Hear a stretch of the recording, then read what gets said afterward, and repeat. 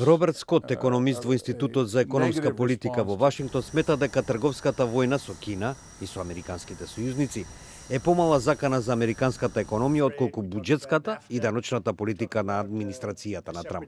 Скот наведува дека американската економија е доволно голема за да може да ги издржи последиците од воведените мерки на Вашингтон во трговските односи со другите земји. The cost is not going to be as large as some people think.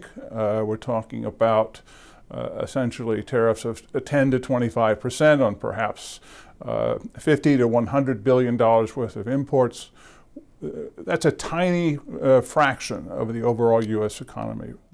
Портпаролот на кинеската влада изјави дека Пекин ќе се брани на зголемените обврски за кинеските производи во вредност од 34 милиарди долари, до кои доаѓа поради ескалацијата во конфликтот околу технологијата. Скот смета дека растечката американска економија ќе ограничи штетата од секој трговски спор што Соединетите држави го имаат со Кина или со сојузниците, како што се Канада и Европската унија. There'll be a lot of individual disruptions, a lot of workers laid off, but an economy that's gaining 200 to 250,000 jobs a month, that will be noise. It will be lost in the overall growth of the economy. And that's Поголема закана за економијата на Соединетите држави, вели тој, е буџетот и даночната политика на администрацијата на Трамп.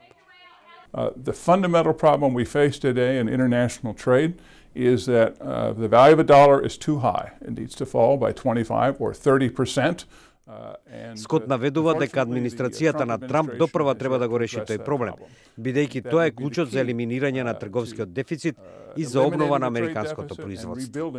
Тој смета дека намалувањето на даноците, донесено од Конгресот и потпишано од председателот, плюс веројатноста дека федералниот дефицит ќе се искачи во годините што следат, представуваат поголема долгорочна закана за економијата.